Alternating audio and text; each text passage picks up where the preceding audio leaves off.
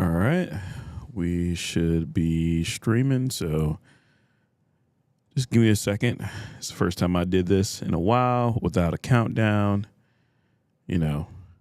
So I just want to make sure I got everything pulled up here and everything is looking cool. Let's get this chat window going. And we will pretty much just walk right into it from here. All right, cool. We good. Hey, T saying stream etiquette. Hey, man, it's not my fault that Viper is still going, man. He done streamed twice today. This is my first time streaming today. Give me a chance, T. Give me a chance. T out here being a bully, man. Out here being a bully. You know, T had the nerve to come out here and be like, yo, man, you getting the extra large size, you getting the extra large Vision Pro to cover up that dome of yours. Hey, but hey, it's all love, man. It's fun having T around. If anything, always have somebody in your life that makes you laugh. So, yeah, sorry I'm not going to have like the whole, comments up on the screen and stuff. I could try it. Hopefully it doesn't mess up, but let's see. Let's give it a shot. So let's go here. Is it showing up? Nah, not today. So anyway, we'll skip that part, but yo, what's up, Consumer Compute? Yo, what's up, Gwendolyn G? Let's see. I didn't know that there was Twitter drama today. There was, but I'm leaving it alone. I'm not even going down that road. We are literally going to chill on a Friday. It's been a long week. It's been a long day. So, yeah, we going to take it real slow.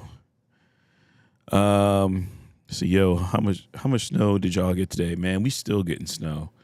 It was at least, I think it was about 6 inches. Like the snow mounds were up there. So it has been snowing since last night. It slowed down a bit. It's still snowing. So I'm in the house for the rest of the night.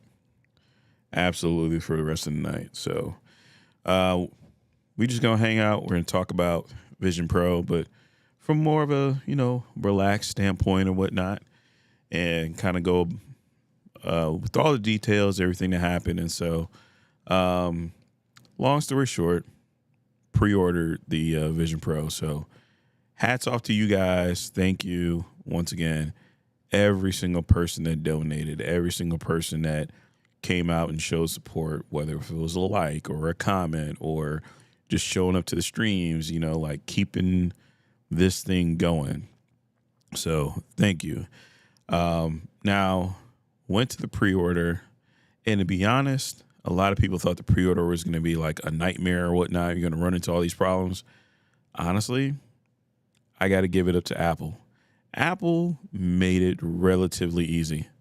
I just wish we would have had more information, but after today's pre-order, if they ever want to do anything like that again, where it's like, hey, we want to do Face ID to scan your face, or we want to do this or do that, or we want to give you a QR code, I'm totally down for it. Apple, in my opinion, when it comes to ordering stuff, is pretty stress-free in certain areas. So it was dope. Got in there, did the face scan. Now, the one disappointment I did have is that the Veterans Military Store did not have the Vision Pro. You can only get the Vision Pro through the regular Apple website. So ended up paying full price. But like I said, once again, you guys helped to, make that happen or whatnot. So I'm happy for that.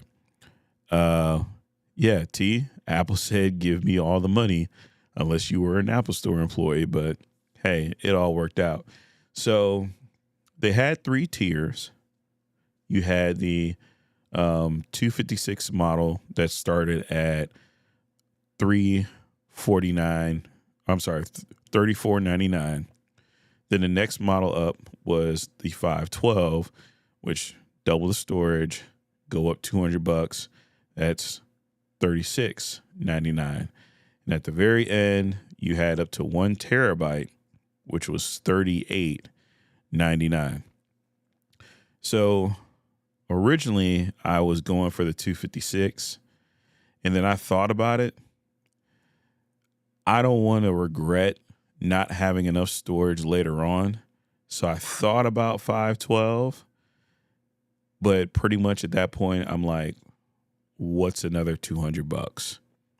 When you're already spending that much money, like what's another $200 to have the maxed out 1 terabyte? And this is something I want to keep and use as long as I can, all of this year, going into next year, because we know we don't know if there will be another one coming out next year. And honestly, I don't want to buy another one next year if it's one coming out. So I'm looking at this as a minimum of a 2-year type of thing. So ended up going with the 1 terabyte.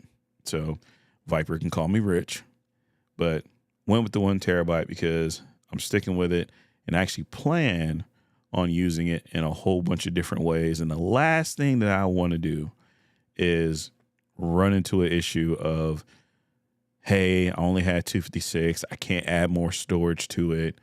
Then I don't want to go through this whole thing of trying to return it and getting more storage later and all of that stuff. I'm like, no, just get the 1 terabyte.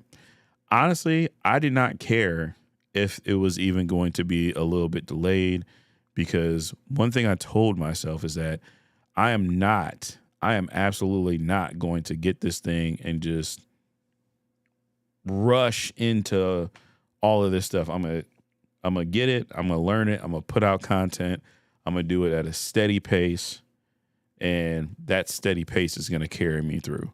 I know a lot of people are going to get the Vision Pro and they're just going to shotgun you in the face with content, which is cool. But I've tried that before where I was uploading every single day and you get burnt out. You take 2 weeks off and then, I don't want to do that. I want to steadily put out content, steadily put out updates. But I want to try everything. I want to try the small apps. I want to try the big apps. I want to see, how many movies you can download and save on it, and try out a whole bunch of just different things. And that's where I was like, difference between 34 and 38, it's not that much. So I had to put, more of my own money into it. I ended up foregoing the Apple Care for now. I'm basically going to get the Apple Care on the day that it comes out. But it was just like, $500 for Apple Care is a lot. But when you're looking at a possible repair costs and all this, that, whatever, you don't want anything to happen to it. The reason why I would get Apple Care is because let's say you spend all that money and you get a bum unit, or you get a unit that craps out on you. Like, you don't want to spend all that extra money trying to get it fixed. So that's where I am with that. And then I didn't get any accessories, none. So whatever's in the box is what's coming with it. That's what I got. I'm not getting an extra battery pack. I'm not getting the $200 carrying case from Apple because it's a carrying case. There's nothing too special about a carrying case. So what I did do, and I'll probably talk about this in a video upcoming, is there was a case on Amazon that was $26, and that case actually was designed to hold either the Vision Pro or the Meta Quest 3. It's waterproof. It still has the padding and all that stuff on there. And it was $26. So $26 for a case. It'll be here tomorrow. I'll already have a case when I get it, and I'm just kind of rolling from there. And that's going to be like the other thing that I'll probably talk about is just cheaper accessories for the Vision Pro because yeah, I'm not feeling that $200 for a case. I'm not feeling paying another $200 for the battery. If the battery already comes with it, if I swap it out with anything, I'll probably just have like a third party battery. I'm looking towards, Anchor and everybody else is probably going to make this third party stuff for it. So yeah, that's where I'm sitting at with that and just chilling from there. So, excuse me. Tech Free Knee says, you were right yesterday about being different storages. Yeah, because like I said, Apple, whenever they come out and they say starting, there's a minimum of another configuration coming out the head. Now, it was 256, 512, 1 terabyte, which I'm cool with. I know some people were saying, well, they didn't have 2 terabytes, and I'm like, well, would it have made sense to go 2 terabytes? I don't know. Consumer Compute says, crap, I'm just thinking about it. Vision Pro, headband, different color accessories. Yeah, so the other cool thing I learned about it is that it magnetically attaches, which is dope. I thought it might have been something that you have to twist off or do this or do that, but looks like a lot of this stuff is going to be stuff that you can magnetically attach and it'll stick on there and it'll be there and it'll be pretty solid. So that's a cool thing. The other thing that is good about the Vision Pro that a lot of people really haven't mentioned because a lot of people have just been talking about how it's going to fail and it's not going to work. The fact that a lot of this stuff is stuff that you can switch out on your own. So you can switch out the band on your own. You can switch out the strap on your own. You can switch out the light seal on your own.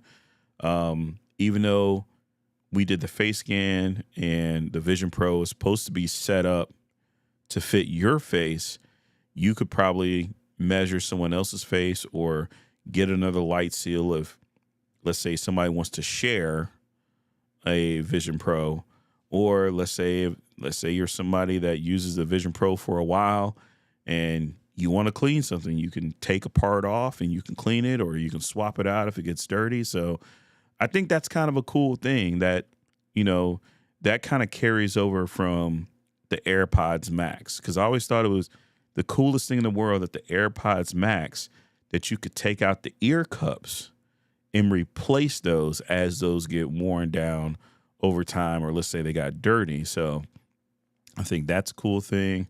I think the customization comes into play because there's going to be other people that make head straps or, bands or whatnot that could be different colors, or you could switch that out. So I'm all here for that. If it comes out, whenever it comes out, that's kind of a cool thing. So it's good to see some options there. Gwendolyn G says, how much for the speak and carrying case? The speak and carrying case, I believe, is $90. And when I went on to Amazon, the delivery date for me said February 20th through the 21st, I believe. I really didn't want to wait that long. So that's why I just went ahead and just grabbed the case that I got. It'll be here tomorrow. And I looked at the dimensions on Apple's website, and the dimensions line up. So, yeah, I could just take the Vision Pro, put it in that case, and cool, $26. Consumer Compute says it looks more like a glorified pillowcase to me. Yeah, it absolutely does. And they have like a whole little pouch. I don't know if it's elastic or whatnot for the battery to hold it in place. Me with the case that I'm getting tomorrow, I will literally just take the battery and just let it sit in the middle. I really don't care that much. Let's see. Tech Free Needs says, the question is, are you going to let TJ use it? Absolutely. Whenever I learn my way around it or whatnot, I'll let TJ, try it out and use it a couple times, but he will be supervised. So I'll just be like, hey, do you want to take a look? Most likely he's going to take a look, but I'm not really going to have any games on there at first. And he's more about games than anything else. So he'll probably just look at it and say, oh, this is cool. And this is this. And I see that. And then he'll probably go right back to his Meta Quest because he just knows that a lot better. And I'm probably not going to have the light seal that's going to be his size. So he's probably not going to want to use it for very long. Let's see. Ronald Spike says, still don't understand the wattage differences in the configurations. With the battery, I'm not sure. So are you saying with the higher end one where it's like 1 terabyte, there's more wattage that's needed for those? Because when I was looking through the specs, it looked like it said it was 21 watts. So that's what I was going off of. And then I'm looking at power banks that have pass-through charging. Basically, pass-through is where you can plug it into a wall and it could supply power to the battery and it could supply power to another accessory. So also looking at ones to make sure that the power delivery is like at least 30 watts or something like that. So that could help out too. But so far, look, I'm ready for it. I'm glad we're past the pre-order period, and yeah, I'm completely good with it. And let me go down here because for a second I thought OBS crashed on me, but it looks like it's still running pretty well. Let's see. But yeah, otherwise, the Poets actually brought up a pretty good question about, the value. What's the value of the Vision Pro? Like, why would somebody spend $3,500 on it?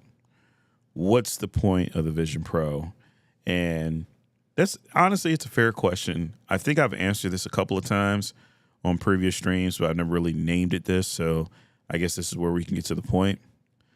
Ultimately, to me, the value of the Vision Pro is in the convenience that it brings.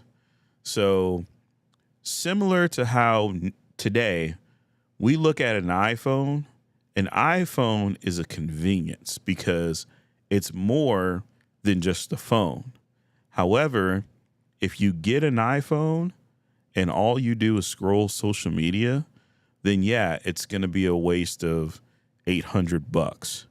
If you get a MacBook Pro, which let's say you get the one that's let's say you got the $34.99 M3 Max MacBook Pro 16-inch with the 1 terabyte hard drive. Let's say you got that, but all you did was use that to watch movies.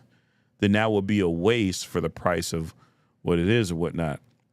So going back to the Vision Pro, it's more like if you get the Vision Pro, you're using it for a convenience of multiple things.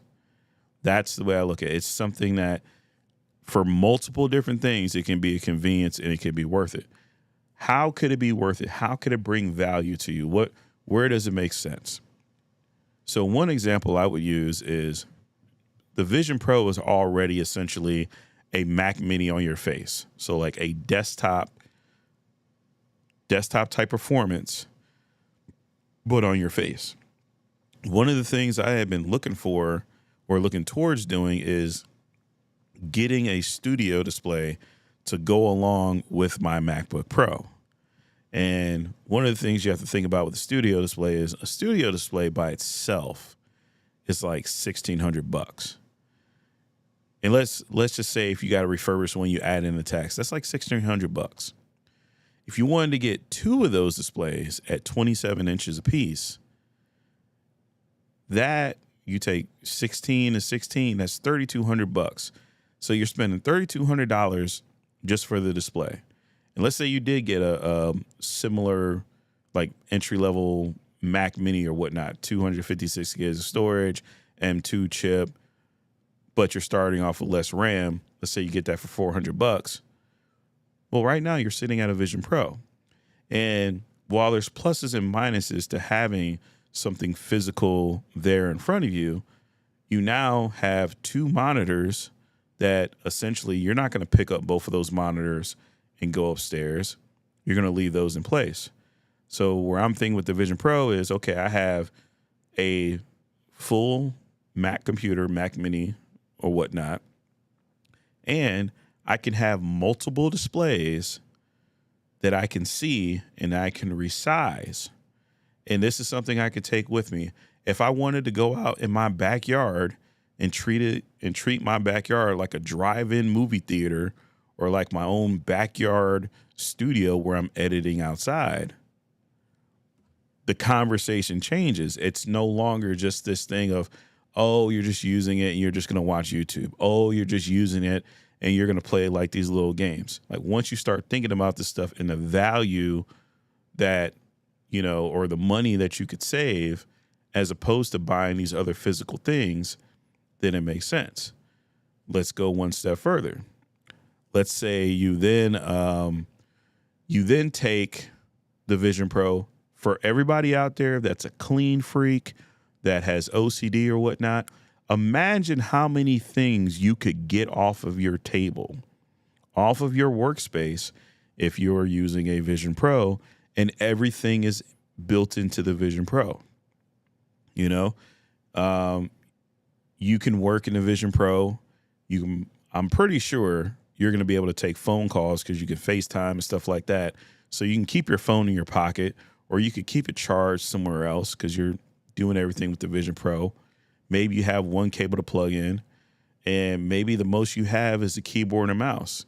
Even then, if you don't want a keyboard and a mouse, you have the touch gestures and your eyes can be the mouse and you can click with your fingers and you can do the dictation. So when we really start to think about this and you start to really apply what you can do to it, it starts to make more sense.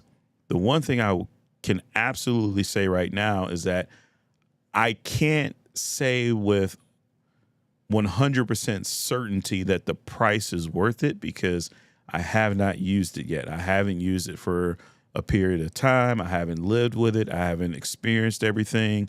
So I can't just tell somebody, yo, this is worth the money. I can say, hey, if you compare some things, you start to think about some stuff, but I can't come out and tell somebody, yo, this is absolutely worth the money unless I use it. So that's where my stance is. But another example I came up with is also down here in the basement, we have like a couch and everything. I've got an older TV. And for a while, I thought about it like, man, you know what? I like to replace that TV with an OLED TV. OLED TVs are still expensive. And that's a whole separate cost that only I would appreciate. Nobody else in my house is going to appreciate an OLED TV over a regular QLED TV. They're just going to say, okay, it looks a little bit nicer, but, you know, did you really have to spend, you know, $1,700 extra dollars just on a TV that only I'm going to enjoy? So I could just take my Vision Pro, get up from here from my little workstation. I can go over to my couch. I can sit on my couch, and if I want to watch a movie at 65 inches, 75 inches, 85 inches, all the way up to 100 inches, I could do that. You know, that's just one aspect of the Vision Pro. There's multiple aspects that we can talk about. I actually made an entire list, and I was making this video, but I had so many different little hiccups and interruptions that I'm like, you know what? I'm just going to go live and do it.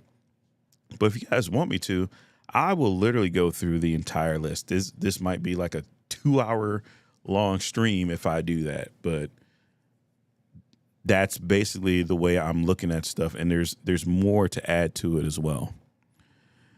Let's see. Ronald Spike says, agree. I'm officially out of the external monitor and TV market indefinitely. We'll add Apple Vision Pro for family when price comes down, but not new external displays.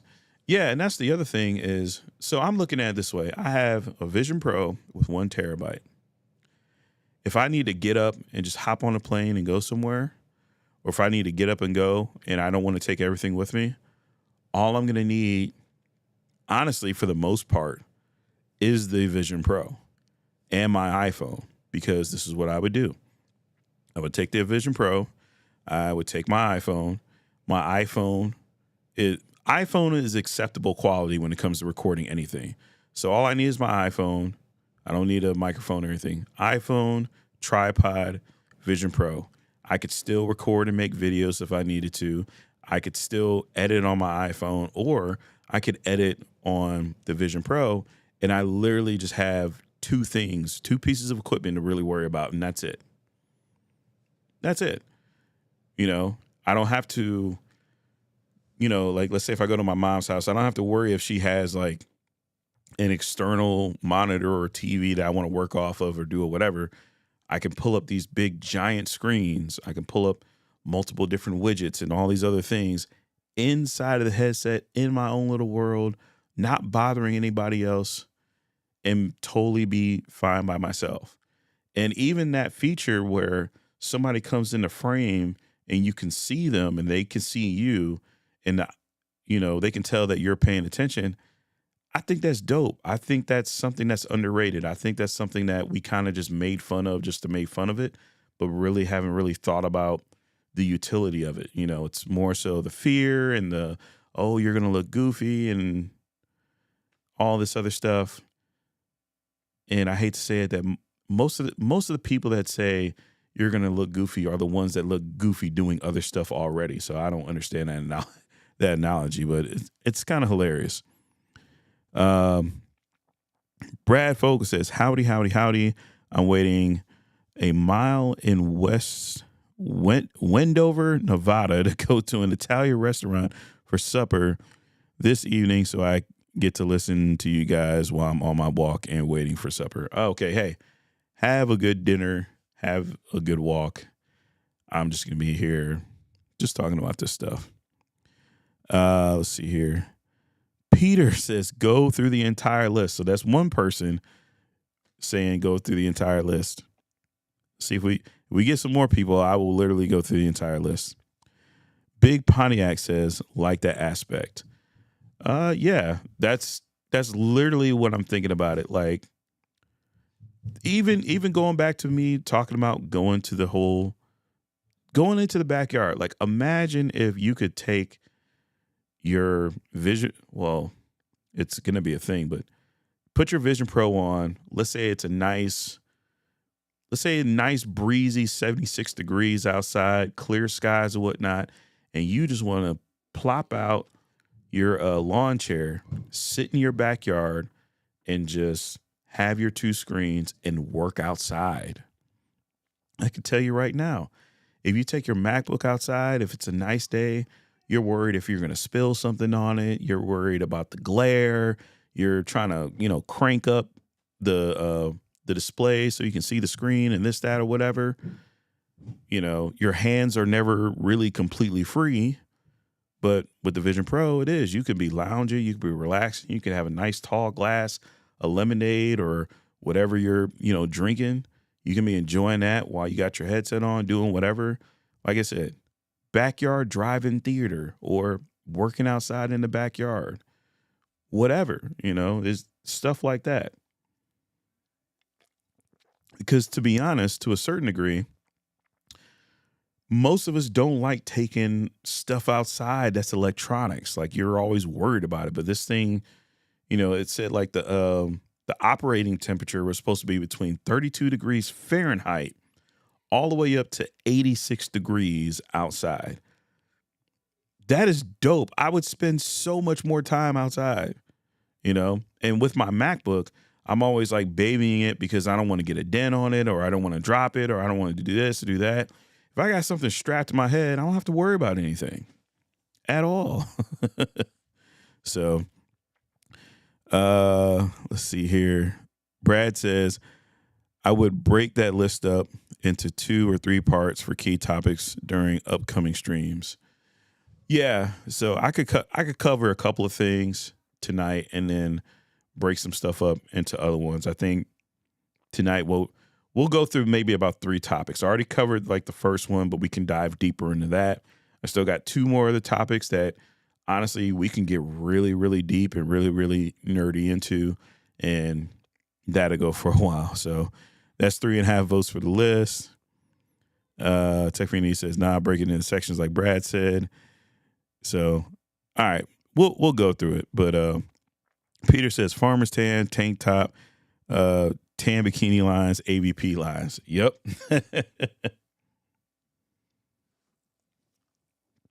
So yeah, let me go ahead and bring up my notes here so we can kind of just go through this and, roll pretty easily. Chill Dean says, I joined late, but did you see the new Apple Vision guided tour video? Yeah, I saw the guided tour video. It was okay. The guided tour video was more so for people who had never seen this before. So it did feel like it was like walking somebody across the street, which I get it, like if someone's never used it before, but even then I was just like, okay, we get it. I got it. So if I hadn't been doing the research already, I think I've been a little bit more surprised, a little bit more like, hey, this is kind of cool. Whereas like me, it's like, okay, I've heard this before. I've seen this. I watched the keynote. This is just a retelling of what's what, right? But so the first topic, with the value and what are you going to do with the Vision Pro was replace items or no need to get a TV / use less stuff. So let's break that down a little bit further. At one of my jobs, I used to work in a room that had a door and it had no windows. And all I had was the stuff that was on my shelf as far as storage. And I had like my little desk with my laptop and with my computer. And I remember like, man, for the longest time, I wish I had a window, or maybe I could like get a TV, and maybe I could take the TV and set that to a live stream of like downtown or something, or just so I could see outside, because I had no concept of time throughout the day except for the clock. Like I didn't get a chance to see like the sun rise or the sun set. Like I would come into work, it would be a little bit dark, but the sun was coming up somewhat. And then I would leave work and the sun would be completely gone. One of the things I thought about, hey, Apple Vision Pro. Let's say you're in the Apple Vision Pro, you're working, especially like, let's say if you're working online or doing anything remote, and all this stuff is happening through the internet. A lot of stuff is cloud-based, so you're going to be able to use the Safari browser, use the Google browser to do a lot of stuff anyway. So it's not going to really require that much computing power.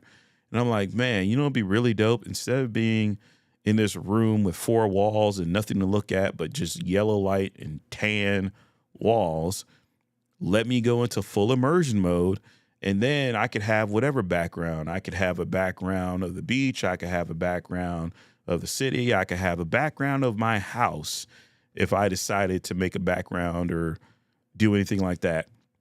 The other thing about the backgrounds that I've seen is that the backgrounds are live. So if you put yourself in nature, you're seeing like water moving through the streams, and you're seeing like the trees move back and forth. You're seeing the clouds go back and forth like that. I already know, like for anybody that works in an office, in a space by themselves, and they have no light except for artificial light, that would just reduce a lot of stress, and that would make life a little bit easier. So that's something that, I would check out and do or be excited for, just something else to kind of add to it.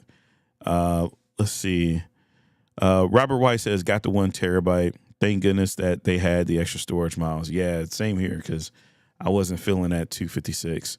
Brad Fogel says, I just thought of something. Submarines, local meter storage, simulated outdoors, big morale boost. Yeah, like for me, it's also an experience. It's like a tool, but it's also that experience.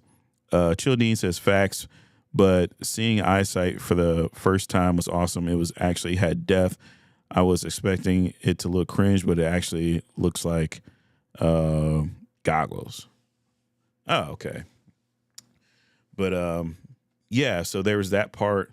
Like I said, going back to the whole minimalism thing or whatnot, Man, I could get rid of so much stuff. I could literally have other stuff there that I don't have to worry about. Because what do you see all the time? What is this one thing that people are always obsessed with? It drives me kind of insane in IT because it's always a strain on me. I always run into people who are like these really, really super neat freaks. And I'm not talking bad about you guys. I'm just saying people who are neat freaks and people who don't like to see cords, right? Imagine if you had a device that had only one cord, and there was a cord that you can't even really see. It goes down, the back and into your pocket. You got no cords on the table. There's no cord for the keyboard. There's no cord for the mouse. You don't have to worry about cords coming up for the monitor or the power cables or all of the different little cables that come into the back of the PC. You don't have to worry about hiding those. You can literally just have your table with your stuff on there. And I guess the only extra cord would be as if you had to run a cable from the battery pack into the wall. But that's just one cable. Literally the cleanest setup. You don't have to worry about getting under the desk and routing the wires and hooking this up and doing this and doing that. Also, it gives you the freedom of mobility because the other thing that we run into in IT, and I know some of you IT people have seen this, you set somebody's office up, you put up their monitors, you put up their keyboard, you get the wires all the way that you like them, like, to where they're hitting and all that stuff. 2 or 3 months later, they say, you know what? I got to move to another office or I want to switch this room around. And you got to tear all of that stuff down and put all of it back together and make it look nice all the way again. Guess what you got to do with the Vision Pro? Just get up, move your desk, turn, sit down. Boom, there you go. I have not heard anybody bring that up yet. So it's pretty interesting. Just this stuff that we're going about, with this. Brad Fogle says, so ski bump style is going to make a comeback. Probably. You never know. But the other thing is, I know Apple is marketing this to, their customer base, and it looks like it's for the masses. And it's kind of it looks like one of those things like, hey, this is what we're working on. This is where we're at. We're telling our customers, hey, it's $3,500. It's the adopter's price. It's the first mover thing or whatnot. Go back in the day when the first home computers came out and everybody was like, one day we're going to be doing this, or this is where we're trying to get to. And, home computers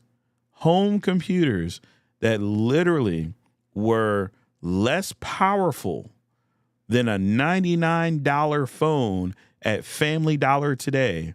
Those same computers years and years and years ago were $4,000 and $5,000, and it didn't happen. It didn't happen right away. For those of you who have been around long enough, yeah, it seems like 20 or 30 years flew by.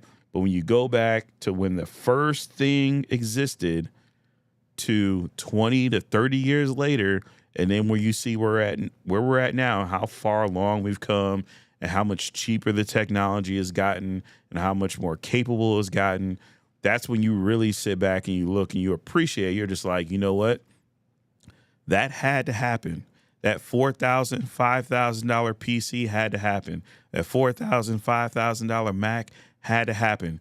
Go back and look and see how much the first cell phones were. Now, I already know I know the counter to this argument is going to be like, well, Trent, Apple wasn't first at this. Apple is late to the game. Apple is doing this. True. That is absolutely true. But Apple has at least put forward enough effort in the technology that they're putting inside this headset to where it's going to develop. And what happens with technology, it's expensive at first. We develop it. We find a way to make it smaller and then cheaper, and then smaller and then cheaper and then smaller and then cheaper. And then before you know it, we'll be looking back and we'll be talking about how the Apple Vision SE or whatever, let's say it comes out in 2032 or something, is that much smaller and that much better than the first one that came out. You know, go back and look at the Mac Pro. Go back and look at the 2013 trash can Mac Pro. It was expensive. It was the top of the line back then. Now you can pick one of those things up on eBay for $400, but somebody still had to buy it. But it still had to move forward for the cheaper stuff to come along later. Let's see. Robert White says the tour was awesome. Got 2 extra batteries and travel case due to a lot of air travel. Submersible mode is going to be so nice. Yeah, I want to, like I said, I want to try it all out. I want to try out all of the different things and just learn it and just hang out with it. I want to see when Apple comes out with the updates, if they address problems, how they fix things.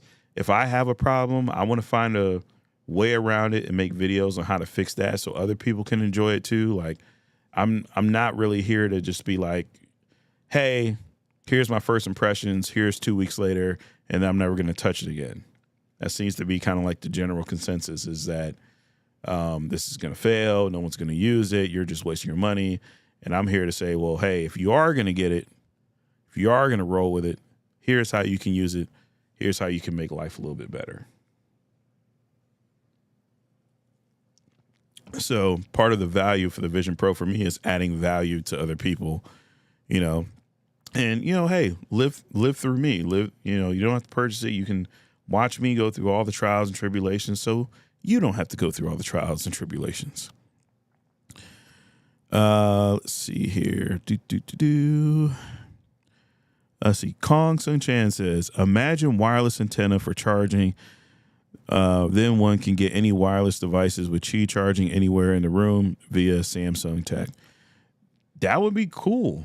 I don't know how that's going to affect the human body, but if it's something that can be done safely on the right frequency, like I'm all about tech. I'm all about tech getting better and getting cooler. And I've said this before. It feels like we don't really dream about tech. We just complain about tech, and we just complain about how the stock price is going to go down or this, that, or whatever. And it's just like, do people not like tech anymore? But that's a whole nother story for another day. Robert White says, everyone is throwing a fit over Netflix and YouTube not making an app. Funny thing is there's already iPad apps and Mac apps apparently will work on it as well. I will say this. That is something, that is a story that has a shelf life of 48 hours. Basically, you come out with a story, hey, these companies aren't supporting it. Everybody makes fun of Apple. Everybody makes fun of the people buying it. Oh, they don't support this. They don't support that. Yada, yada, yada, whatever. 48 hours later, nobody cares. It's old news. Everybody got their laughs. Everybody got their ha-ha out the way. And it's done. It's over after that. And I'm sorry. This might hurt somebody's feelings, but I'll say it. If your decision on buying a $3,500 Apple headset was relying or hanging in the balance of whether or not you had fucking Netflix, a Netflix app, or Spotify, I seriously doubt your commitment to even buying a Vision Pro. If those were the two deal breakers, if you look at everything that they've talked about with Vision Pro, the concerns about the weight, the battery life, some of the materials, the durability, how much Apple Care is going to cost, all of this other stuff, all these other things that you could talk about. If someone literally was hanging their decision on those two apps, I can't take them seriously. I can't. Not having Spotify and Netflix is going to stop you from a $3,500 device? Really? Something that you pay $20 a month for? Oh, man. I can't get my $20 a month Netflix subscription. I don't want this $3,500 device. Really? All right. You weren't buying it anyway. And I'll say that to anybody. That would be as ridiculous as somebody getting upset at like a BMW Series 7, 745, whatever number that they're on, full luxury package and all the bells and whistles and yada yada hoopla, and someone's upset that, oh man, you know what? I can't watch Netflix in my car, or I can't get Skype radio or whatever. Just, you were not interested in that car if those two services don't have apps. You can still watch Netflix through the browser. You can still access Spotify through the browser. But since they don't have a native Spotify app, which it's not like Apple said we're not going to have it. It's the companies saying that they're not coming out with the app. So if anything, be upset at Netflix. Be upset at Spotify. Be upset at these companies that already have oodles and oodles of money that are charging people money to watch commercials and making you pay more. Look at them and be upset at their laziness. Even with YouTube. Yeah, I'm on YouTube streaming, but I'll put them in there too. If YouTube didn't want to develop an app that was going to take advantage of Apple Vision Pro, that's on YouTube. So what? It's not that serious.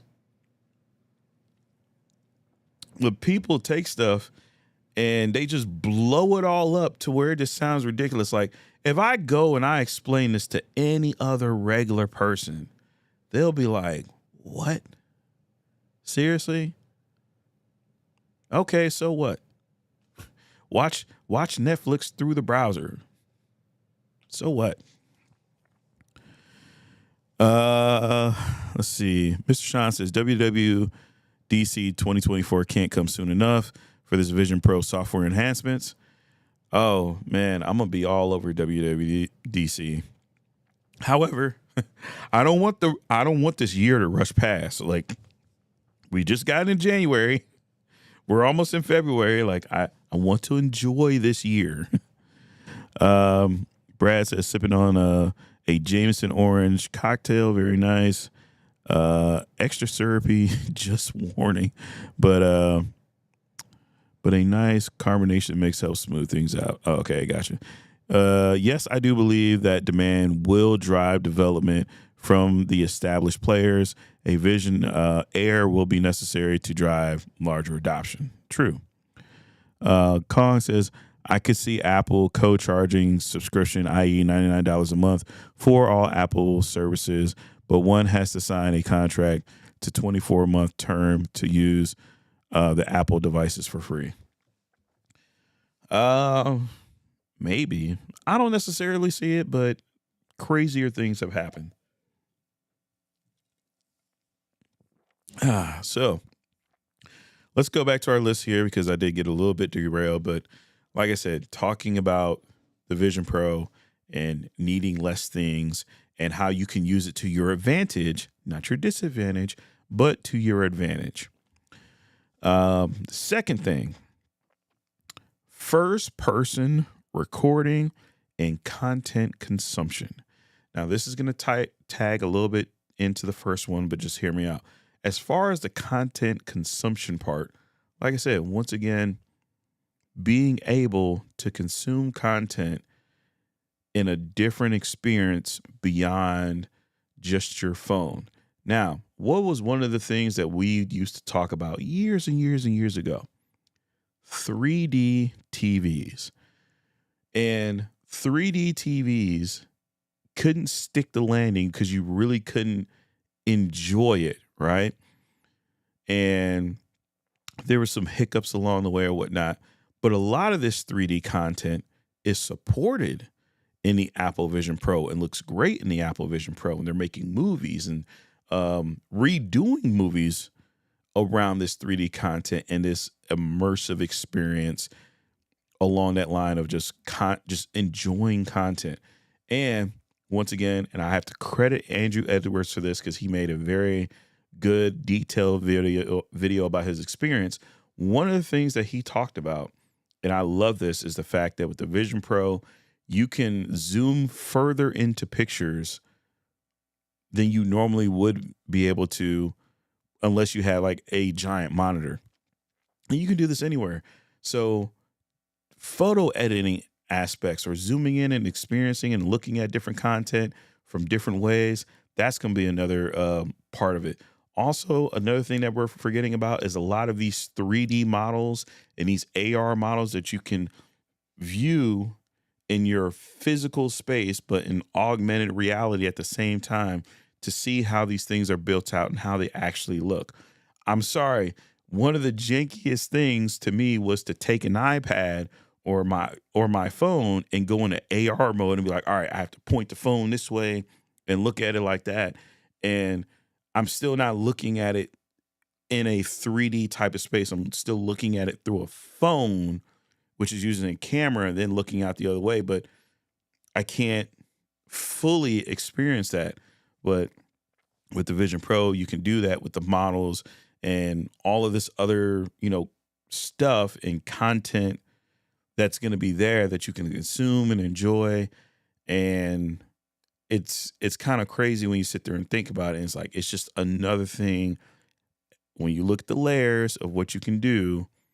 That is something I want to see. I definitely want to see somebody make a full-fledged robot arm and break it down and see all the parts and go around it and almost look at stuff in that like Tony Stark, Jarvis vision type of thing. Like this is stuff we used to dream about. And you're getting closer to stuff like that. The other part that I want to talk about with the first person recording, I said this the other day. One of the things that holds me back from recording is I need to have my hands free. So I don't like carrying a camera in my hand. I would like to have a setup that I could just record and have my hands free. But a lot of times you'll see these setups and just look in cinema, look in movies. You'll see people with like these rigs and the rigs will hang off of them. You'll have like the straps and then you'll have to have the GoPro. That's another thing that you have to make sure is charged. You have to make sure that the SD card is in there, that you have all the right settings and all that stuff and da-da-da-da-da. And I'm like, you know what? Sometimes I would rather just put on the Vision Pro, say record to who, and just have it recording. And then it's recording. I can do stuff hands-free, and it's from my point of view. That helps me learn, or that might help somebody else learn, or it might help somebody experience something from my point of view with that video. And then pretty much at the end, all I have to do is say, stop recording.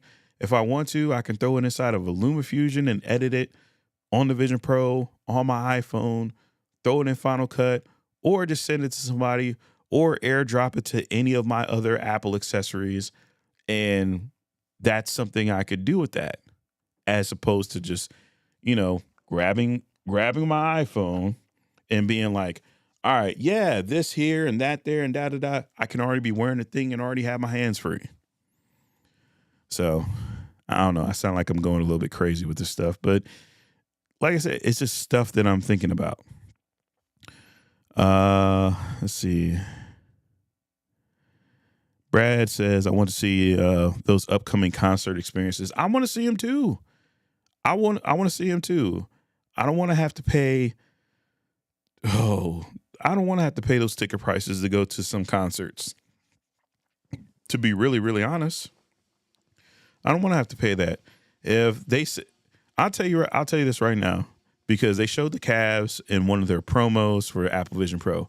If Apple said, hey, you could watch this game courtside through the Apple Vision Pro and see the players run up and down the court from the comfort of your own home wearing a Vision Pro, I'll pay for that, because you know how much it costs to sit courtside on the Cavs court and they're not even the most expensive NBA team to go watch. $1,000, $1,200, $1,400 for 2.5 hours. That's how much you're paying to sit down there. Yes, it's in person and it's an experience, but I'd rather have that experience from home and pay them like $50 or something like that. Like straight up. Brad says, I wonder if they shot the Dodger Stadium Elton John finale with the Vision camera system. They could have. And it should be able to support other, VR videos, because if we go on YouTube, there's plenty of VR videos. So there's content out there, and that could tie into the Vision Pro. I'm pretty sure if some people develop some more stuff and some more apps come out, other things could come out. Like you could probably be doing puzzles in AR or VR or different games, different experiences. Like it's going to be something that the developers are going to help to make or break this thing as well. But usually when it comes to Apple, the devs lay it all out there, to be honest. Let's see.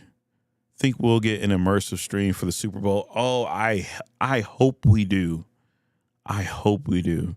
I would gladly watch the Super Bowl on that.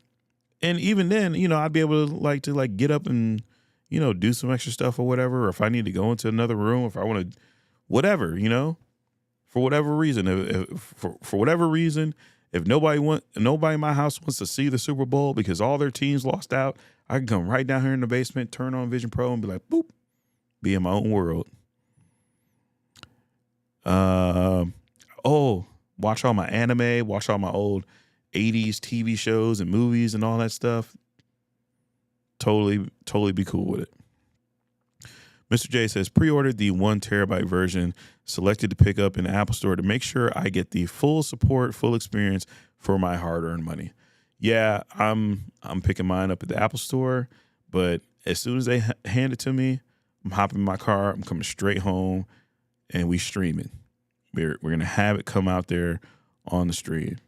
But yeah, going back to the topic, first-person recording, content consumption, all the different things that you can do and enjoy with that. Music videos, concerts, movies, TV shows, maybe even news and weather and all these other different things. Maybe even some educational programming or other stuff, Brad Fogel says, no Super Bowl is tied up in broadcast contracts, but anything that is Apple produced should get a Vision content, I would think.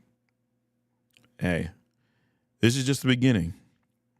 Paul Revere says, humans are rarely satisfied. We're constantly wishing for the next best thing, but when we get it, all we do is complain and wish for more.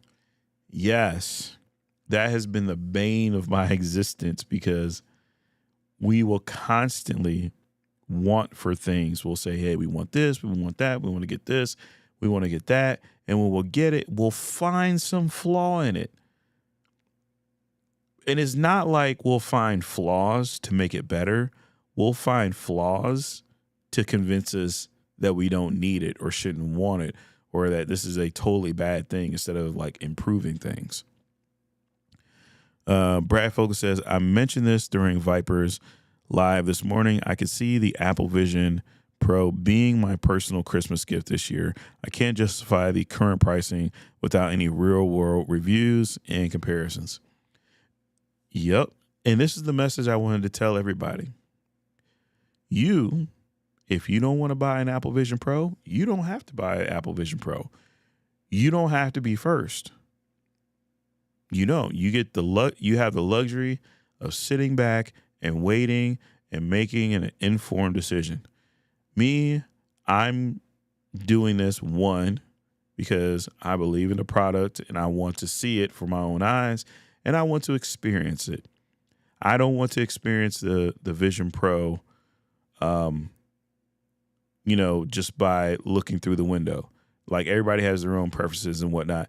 And I want to bring a real world, boots on the ground experience to everybody else as opposed to having this energy that I see a lot in the tech community, where I see a lot of people get tech products that they're not interested in, that they just feel like they just have to cover it because it's the hot new thing, but they're not interested and they don't care about it.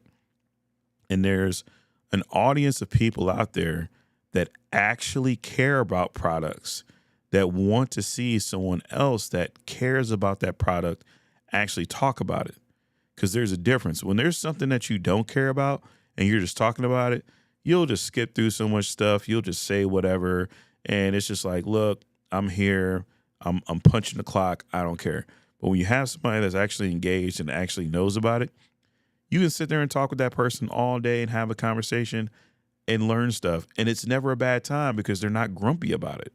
So I think to a certain degree, there's going to be some people out there who buy it just to say I bought it, just to say I tried it.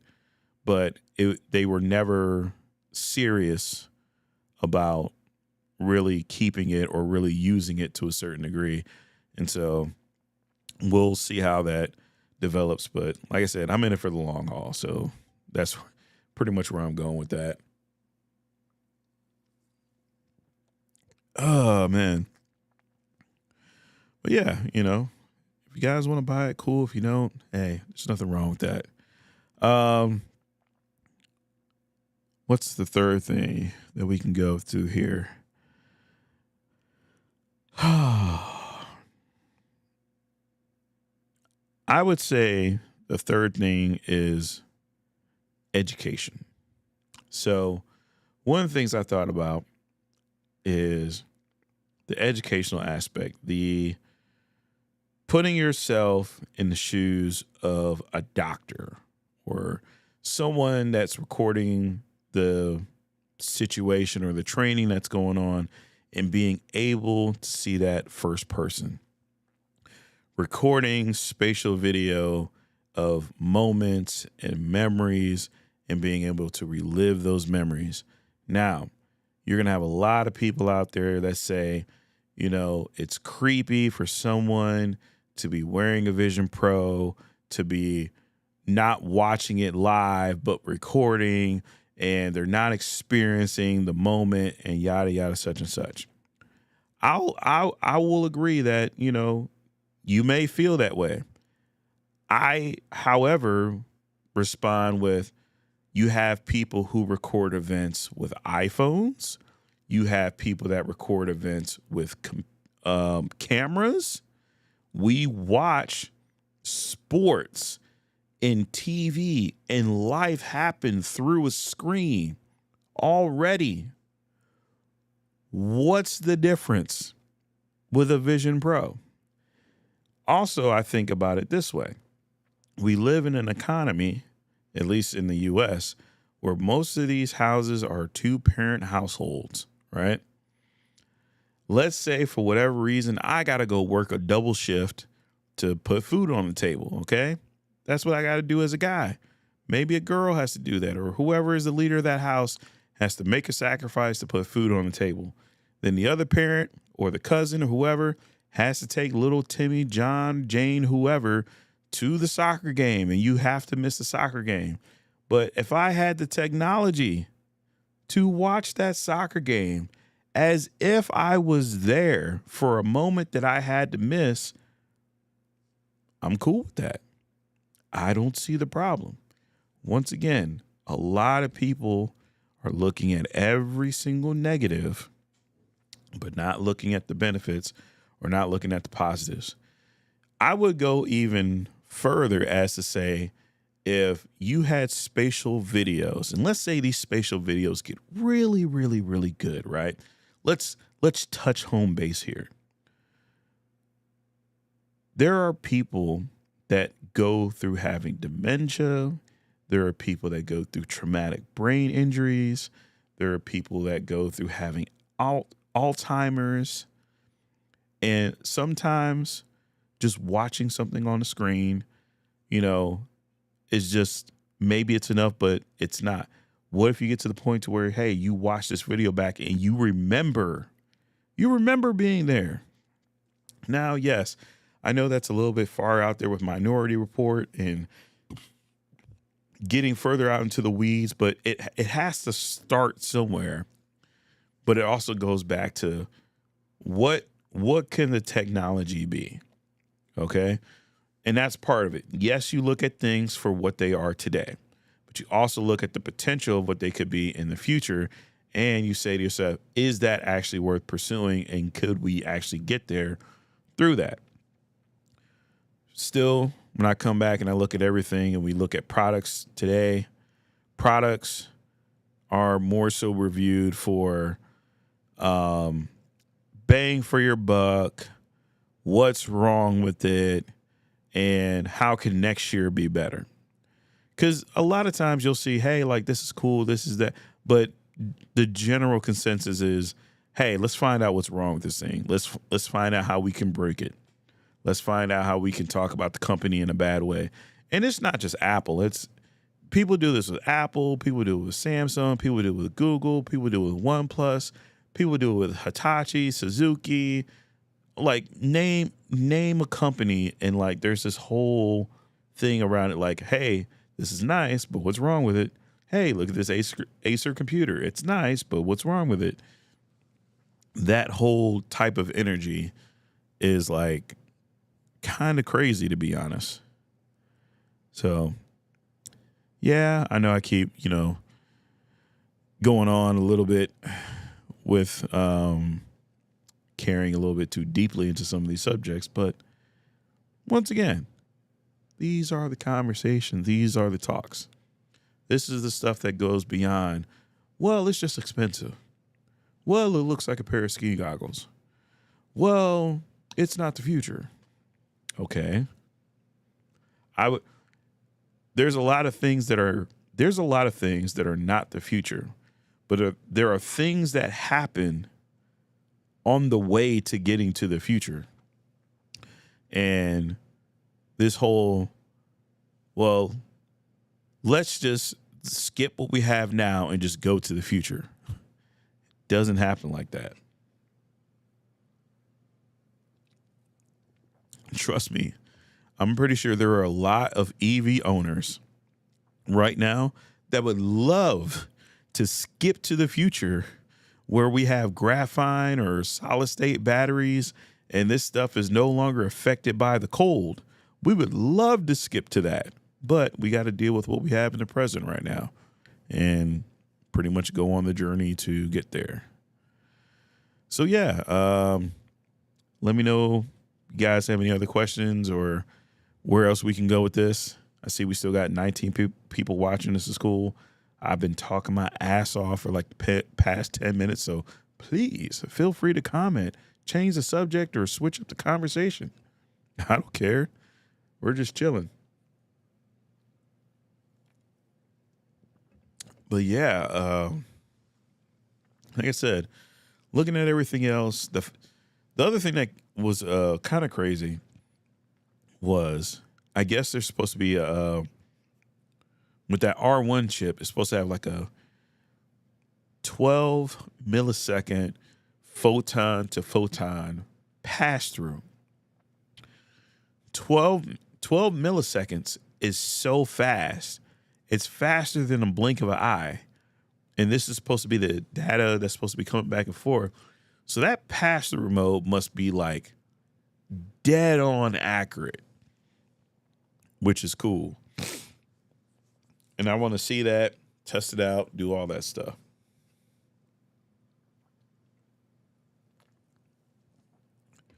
And like I said, somebody's going to hop on a bike.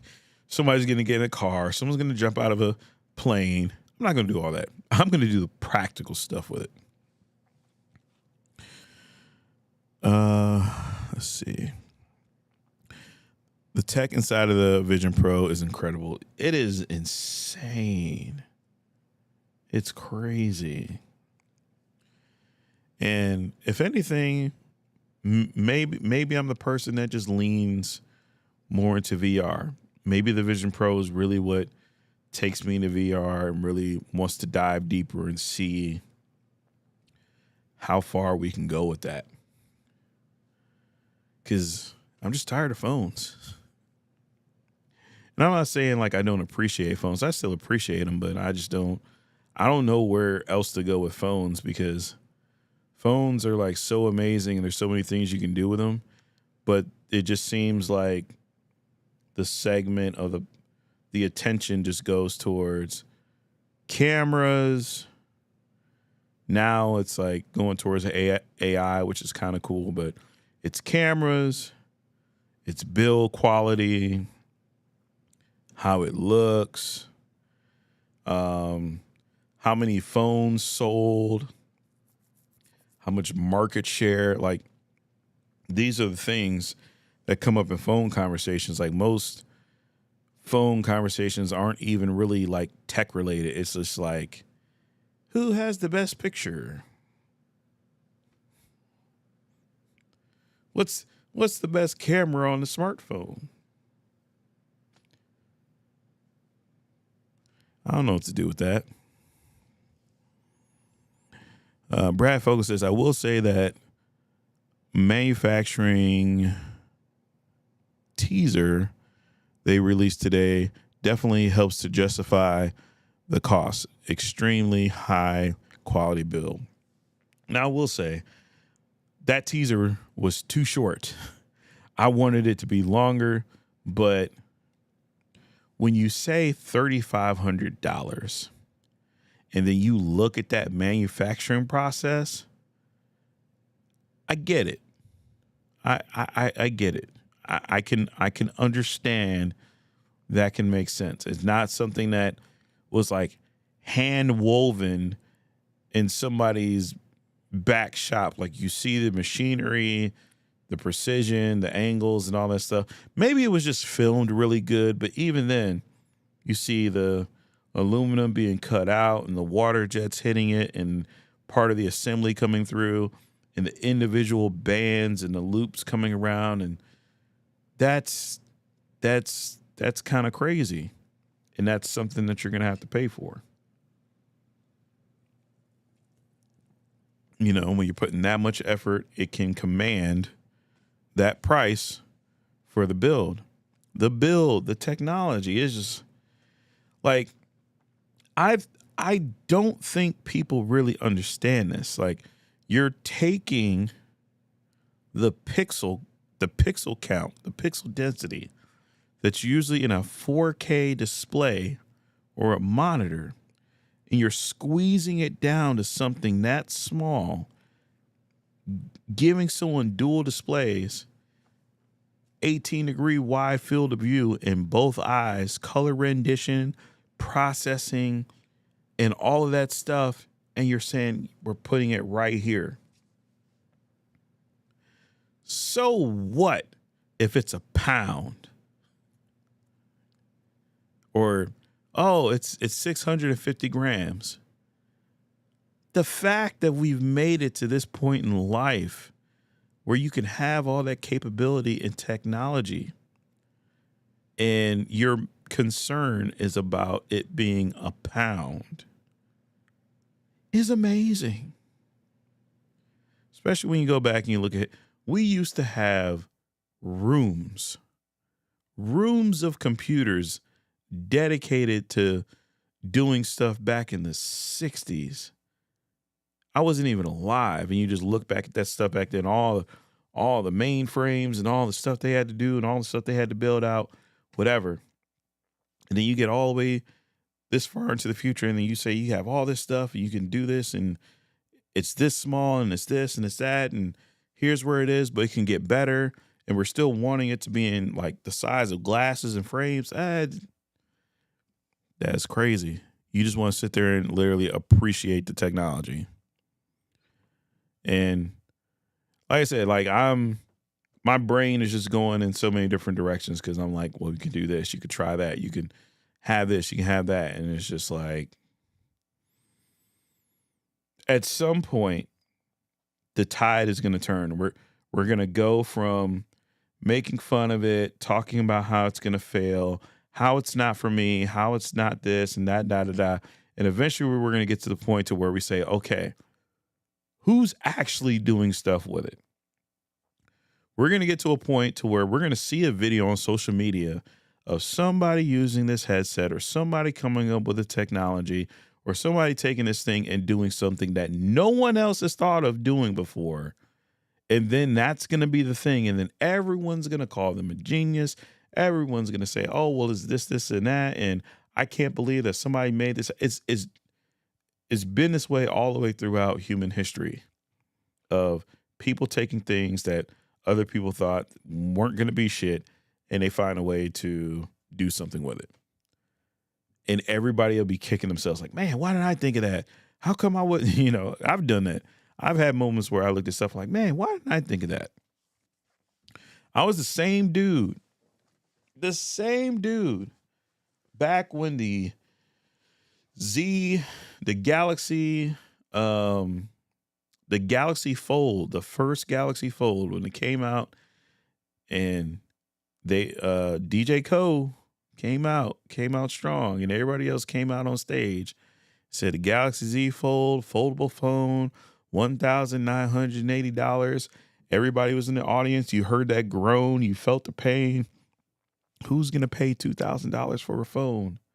And it's a folding screen, and it's a first generation, and the screen doesn't fully take up the screen, and it isn't this, and it isn't that, and da-da-da-da-da. Foldable phones won't last. They won't exist. They won't be anything. What regular person wants a foldable phone? This doesn't make sense. Blah, blah, blah, blah, blah, blah, blah. I was that same dude being that same parrot talking about, I ain't never going to have no foldable phone. I ain't never going to have no phone that costs over X amount of dollars. And look at where the fuck we are right now. Right? I was the one. Hey, not me. Not me. And look where we're at. 5-6 years later. Look at where we're at. So until the technology is dead in the ground, I am not counting it out. Straight up, I am not counting it out. Let's see. Brad Focus says, it's extremely too short. Don't get me wrong. Apple is still making probably 50% profit, but at least it is quality industrial design. Yep. That dude says curving the glass was pretty cool to see. Yes, I was interested how they were going to do that, and we now know, and that's pretty cool. Tech King Mike says the Vision Pro is dope. I see it as the same as I see foldables.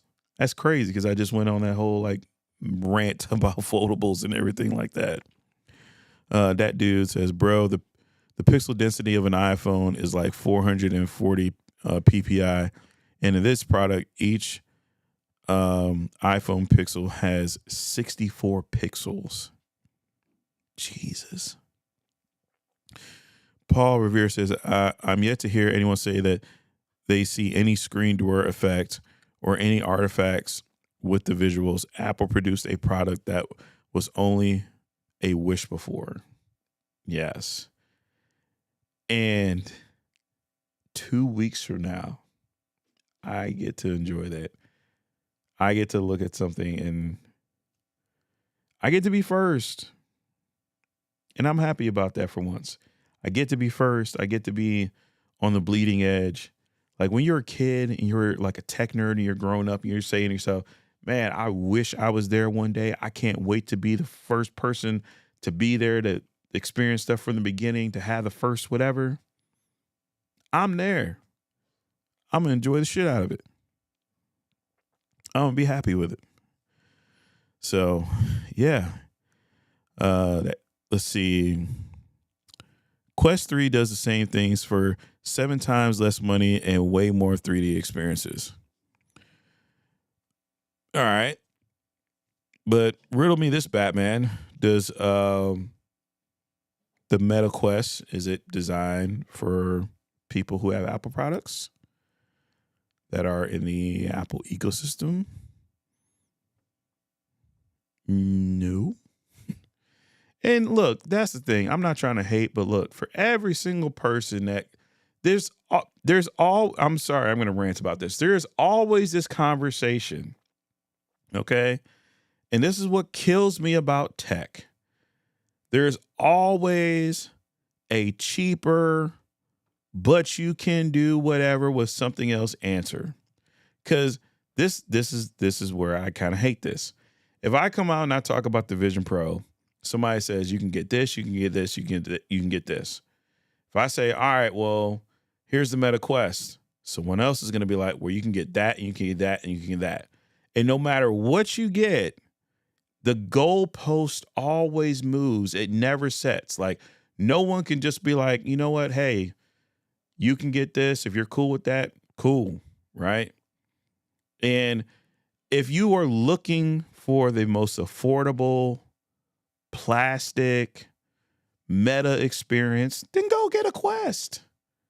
Go get one. Like, straight up. You know, maybe I might get a Quest. Maybe I might compare the two, but the default response without looking into anything else is always go, it's a Quest. Go grab a Quest. Every single time.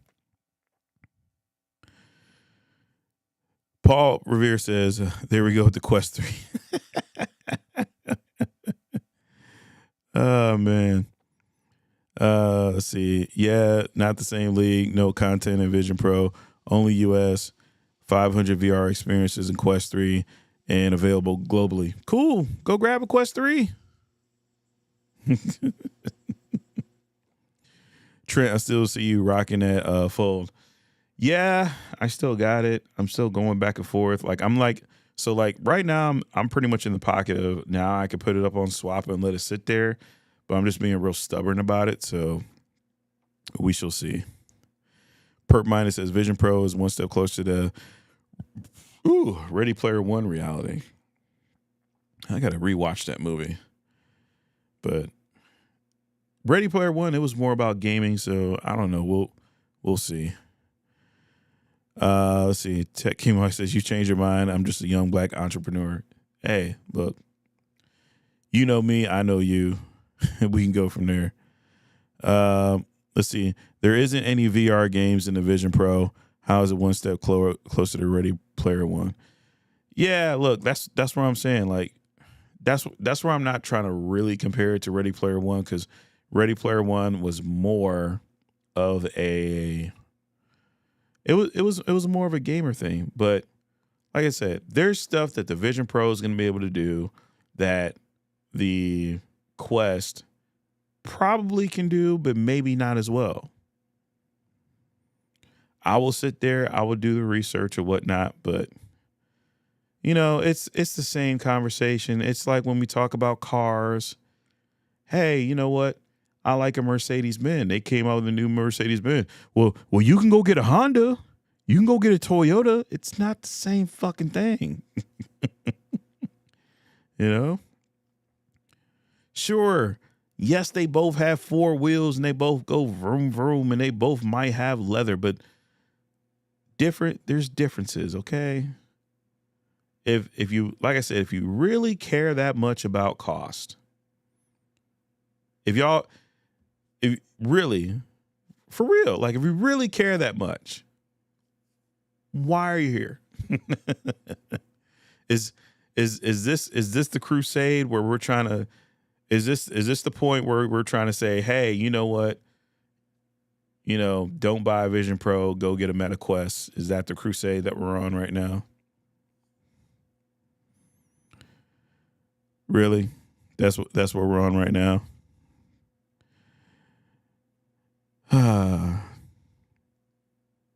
Look, so here's the thing. This is gonna be the stuff. Like I said, it's still early on. We still haven't gotten a chance to really show what the thing can do and put all the stuff out there. And this is where all the criticism is gonna be. I'm telling you right now, all the criticism, all the aha, all the what is blah blah blah blah blah. It's gonna be within the first 30 days. First 30 days. Then we're gonna start seeing the conversations change 2, 3, 4 months from now. Every single time. It's like every time It's like you summon. It's like you summon somebody, you know. Because my thing is, if you're so happy with the Quest, maybe you might be happy. Maybe other people might be enjoying it. Is this like the Jehovah Witness recruitment team that we got going on here? I know I'm coming off a little bit ignorant right now, but I don't care. I'm relaxing, I'm chilling, I'm having a good night. But it's just like, how many times you got to beat somebody over the head with that same stuff just over and over and over and over and over? You know?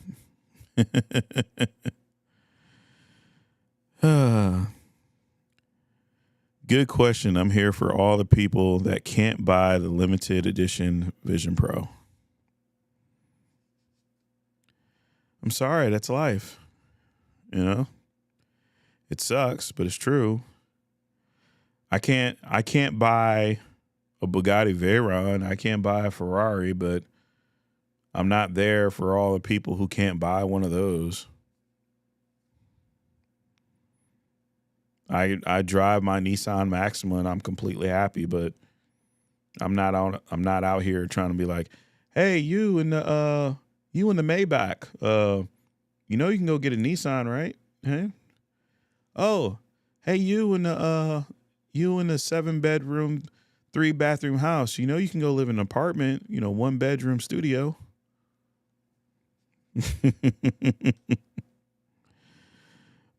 See. Techie Mike says, Trent, completely off topic. What happened to your SM7B setup? So my SM7B is sitting right over there. And this microphone arm here, the SM7B will not screw onto this microphone arm. The only thing that will screw onto this microphone arm is the Shure MV7. So I need to take my lazy self to Amazon or Micro Center and find a boom arm that will actually fit for the SM7B.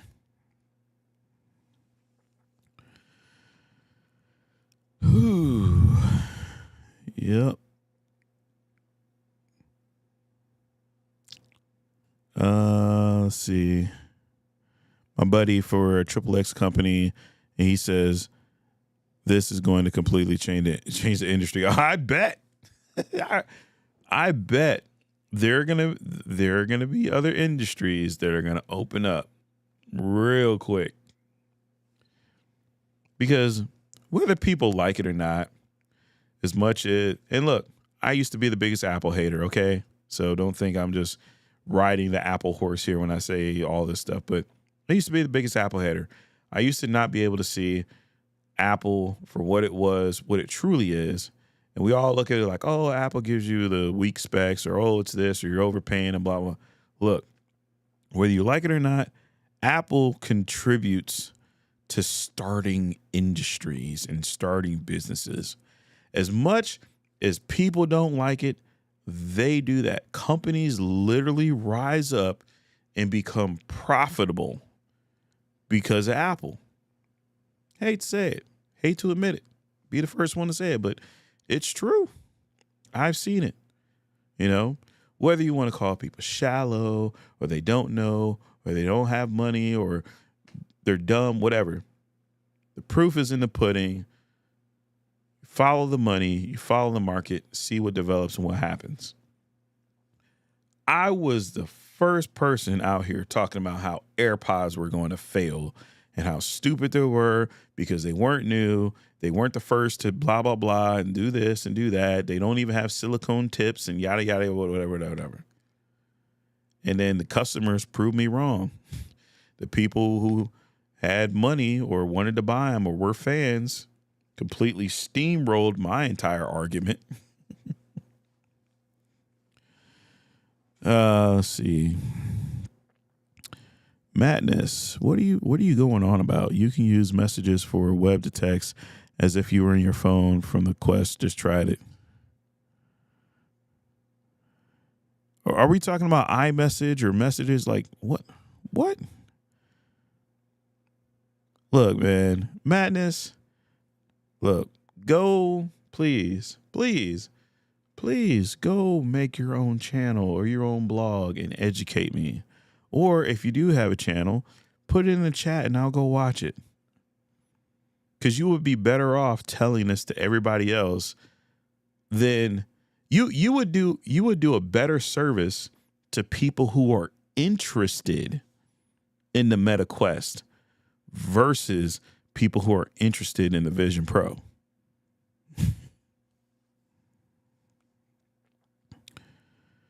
I'm not talking to those who want the Vision Pro. I'm talking to those who want a capable spatial computer. You're talking to people about a Meta Quest. We're talking about the Vision Pro and all the different things it can do. If you want to argue semantics about spatial computing, marketing, and all that stuff, straight up, man. By the way, I'm watching this for my Quest 3. Congratulations. So anyway, I'm just gonna leave it there. I'm gonna move on to something else because it's whatever, dude. Obviously, you love your Meta Quest. I'm happy for you, but what the fuck are you doing here? Is my question. So, moving right along, going back to the Vision Pro. It's nice. Yo, Mike, that is a great picture. And the other thing is about this whole thing is like, look, I don't care. Get what you ever want to get. If you like the Meta Quest, get the Meta Quest. If you want a Vision Pro, get a Vision Pro. If you want an HTC Vive, get an HTC Vive. If you don't like VR, you think it's a waste of time and nobody can change your mind, so be it. My kid has a Meta Quest. You know what he does with his Meta Quest? He plays games. You know what I'm going to do with my Vision Pro? Other shit. Like straight up. See, Brad Fogel says Audio Technica AT8459 and Rode Thread Adapter Universal Thread Adapter Kit. Well, I might have a boom arm coming, so I might put that on pause. But thank you. Where are we going here?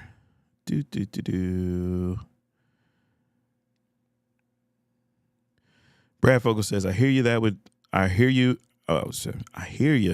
with that, Trent, but also remember the Apple Watch Edition, Apple Vision Pro looks to be an amazing device, but calling it expensive is, I feel, a justified moment. Yeah, I mean, so here's my thing about the Apple Watch Edition and why the Apple Watch Edition failed.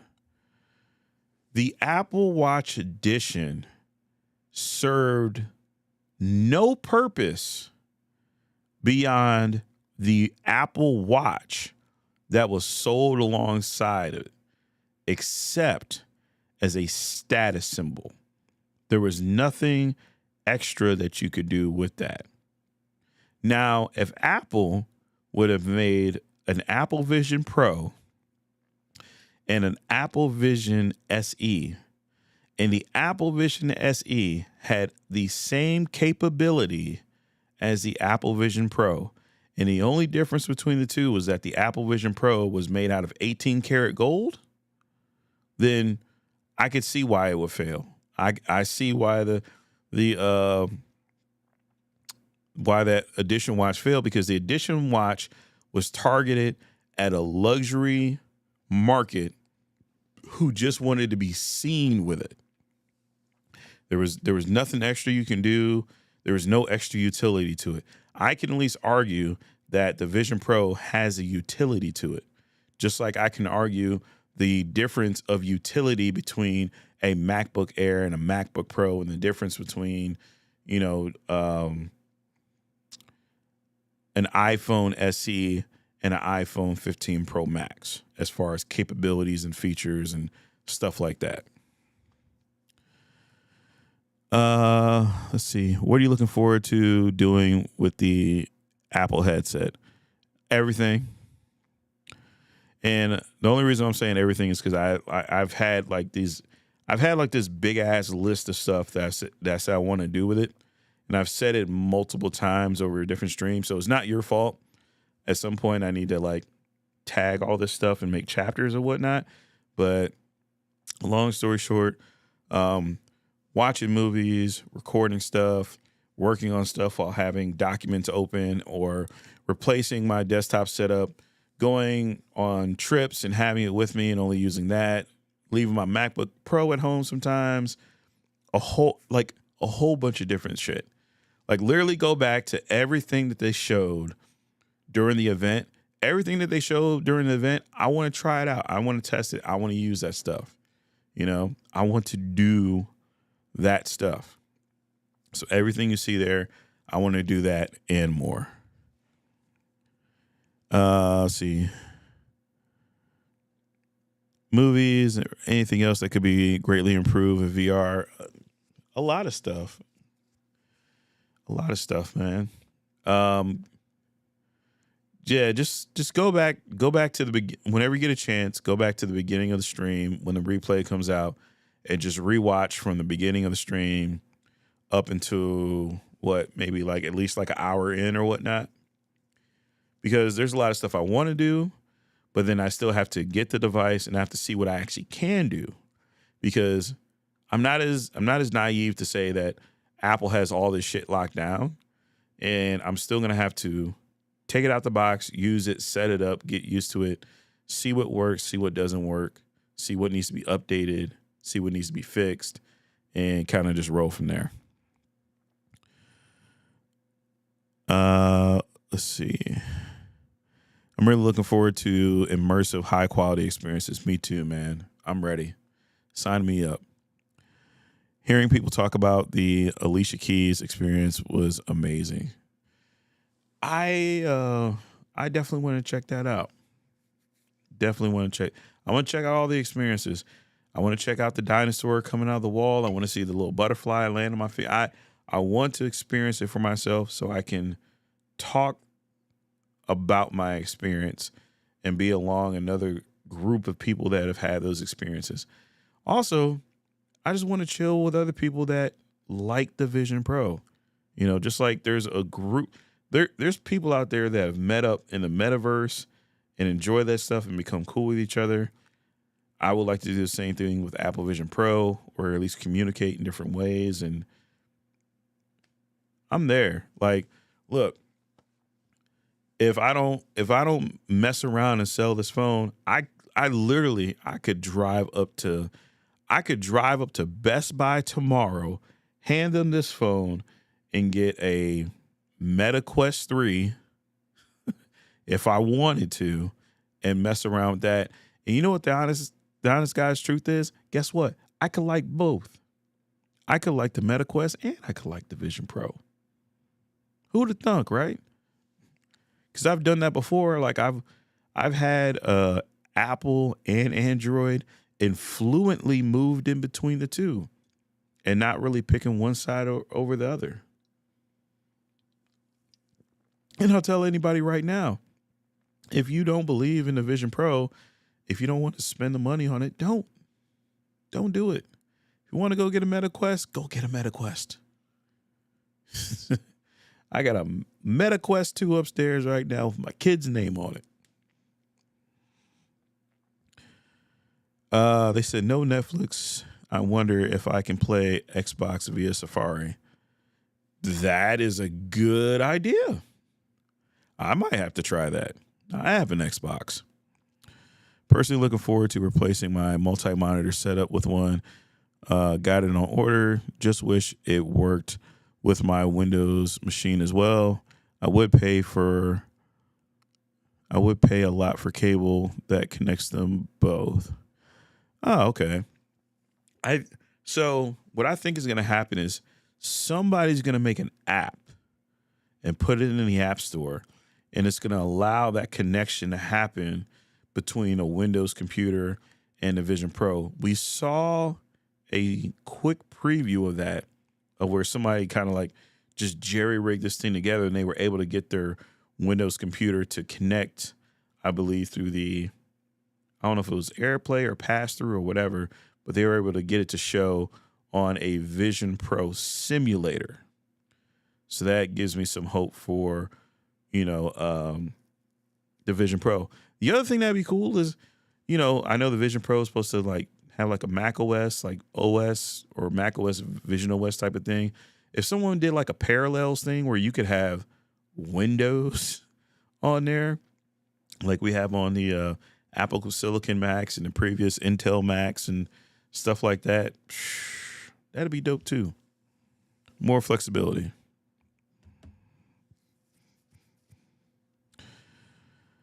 Let's see. Did you end up buying a Vision Pro? Yes, I got the 1 terabyte model. I'm sure they will, at least at the very least, some kind of remote desktop method. Yeah, and I plan on using remote desktop and a lot of cloud stuff with that as well, since it's all, web-based, browser-based when it comes to cloud computing. Will you do a Quest 3 versus Vision Pro comparison as your son has a Quest? Honestly, I could. He has a Quest 2, so it's not a 3.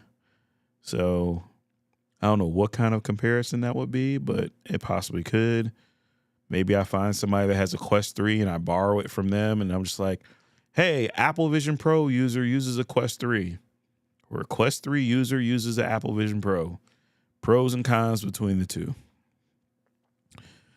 Oh, damn it. The damn bubble broke it. All right, hold on. Hold on. This is where I hate when stuff happens like this. So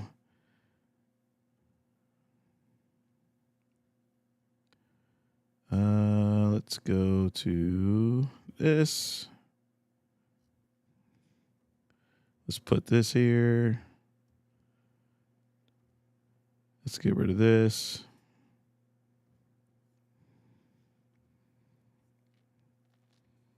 Oh, come on now. Really?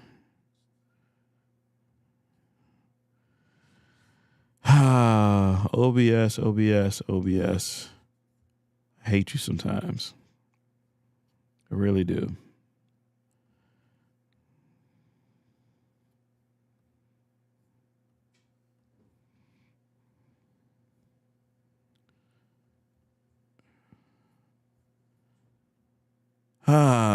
Damn it. Yeah, I know I'm frozen. Yeah, it's still frozen. Oh, so now it just doesn't want to show at all. Okay.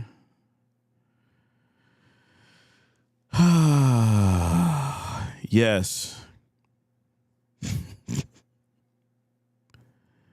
Yes, I am somewhat confused because I deleted the source and I re-added it, and now it doesn't want to work right. Good Lord.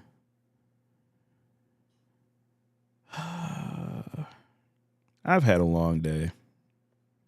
A really, really, really, really long day. All right, so let's put that on there. And we're just going to say screw it, and we're going to go with this. So, yeah, I will fix that later. See, now I don't look so damn beautiful. Now I'm on like this.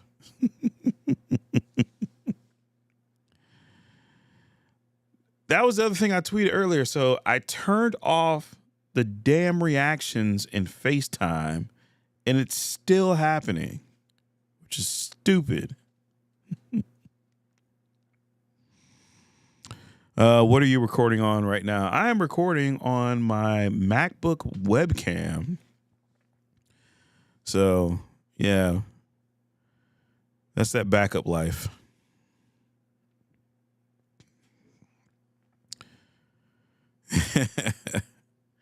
I'm just going back to the chat and reading everything, and this shit's hilarious. So I have been trolled by my computer. Yay. All right. Bobby says, good time for any prospective devs out there. New platform means a lot of new opportunity. Yeah, that is true. Yes. Don't you just love technology? Yes, I love technology. That's the other thing about being in IT is that shit happens and then you have to figure it out on the fly. And then even if you can't figure it out, you have to come up with just a substitute solution. And this is the substitute. This is the Band-Aid till we get the other thing fixed. And I can't close out OBS. So I close out OBS to fix the thing.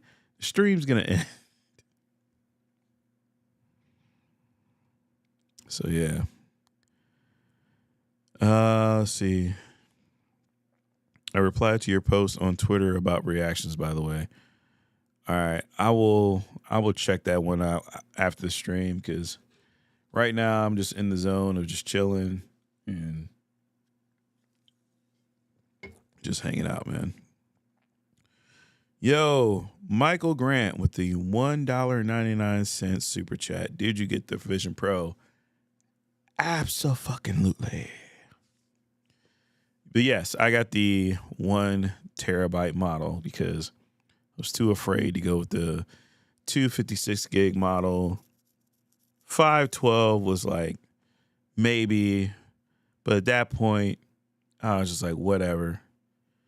Just go all the way through, put it out there on the line. You guys deserve it. You guys helped me out with this anyway, so why not? So yes, 1 terabyte. And I'm leaving it there because, yeah, I could, 2 terabytes. That'd have been painful. I mean, this was already painful, but that would have been super painful. Let's see. Mike Peppertech says you have to disable reactions on each application. Same with portrait and studio light settings. Oh my God.